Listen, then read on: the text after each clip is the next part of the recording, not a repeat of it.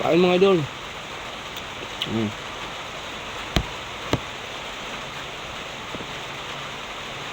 Kain.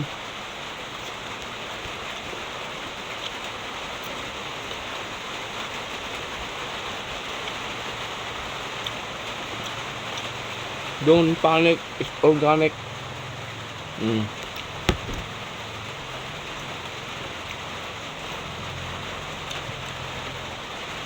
Organic pagkain natin, Lods.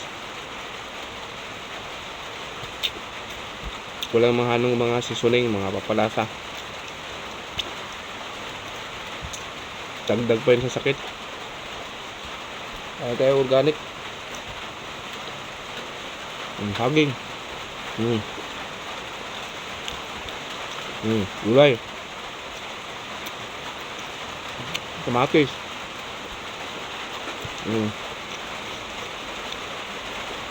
Yung isda.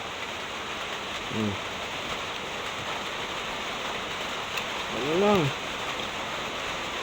Gulay.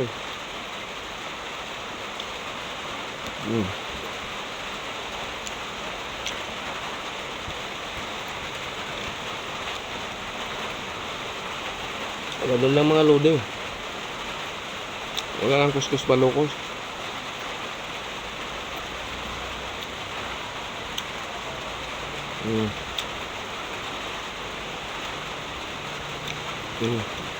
Gulay pampahaba ng buhay.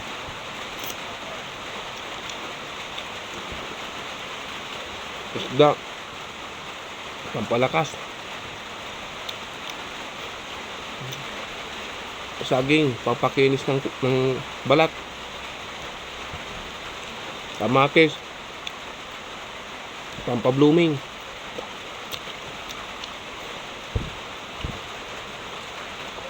Diba? Kaya magkarni-karni kayo, walang benefits yun, makakunti lang. Sama sa katawan yun. May benefits yung pero kunti lang, hindi gano.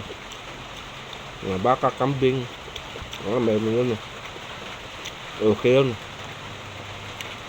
Bira lang kami sa isang linggo yun, guys. Kadalasan gulay isda lang kami. Ayan o, gulay isda. Walang mga seasoning yun. Asin lang. Tapos lagyan ko lang ang sibuyas, bawang, luya. Ganun lang. Kung ayaw mo nang lagyan ng bawang, di nasa sayo yun. Optional mo.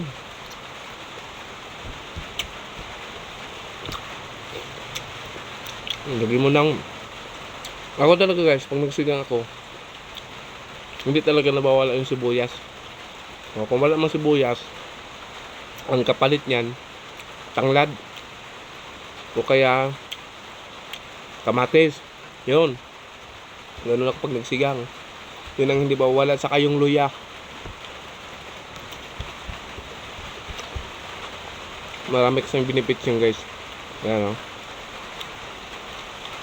Kung maglagay ka ng mga susunay, yun nalagay mo.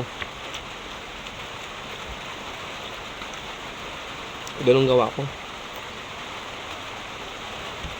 Hindi na ako naglagay ng mga seasoning, ng mga kung ano-ano pa dyan. Asin lang. Lagyan ko ng sibuyas, lagyan ko luya, lagyan ko ng kamatis, lagyan ko ng, pag nagsigang ako, lagyan ko ng mga dahon-dahon ng gulay. Ganoon lang. Malunggay. Talbos ng kangkong. Diba? Pitsay. Lagyan ko tanglad. Okay na. Huwag ka pa maglagay ng seasoning. Malasan na rin yun guys. Try nyo. Try nyo maglagay, magsigang. Huwag nyo lagyan ng bitchin. Huwag nyo lagyan magic sarap. Huwag nyo lagyan kung ano-ano pampalasa. Asin lang. Pero kumplituhin nyo. Maglagay kayo ng sibuyas. Maglagay kayo ng luya. Maglagay kayo ng kamatis. Maglagay kayo ng tanglad. malasa na yun guys, maniwala ka sa akin. Tapos asin lang. Yun lang. Ngayon, kung hindi sana yung bunganga mo sa ganun, bahala ka. Gawin mo yung gusto mo. Diba? Kasi may kanya-kanya naman tayong paniniwala guys sa pagkain eh. Basta ako, ang natutunan ko, organic.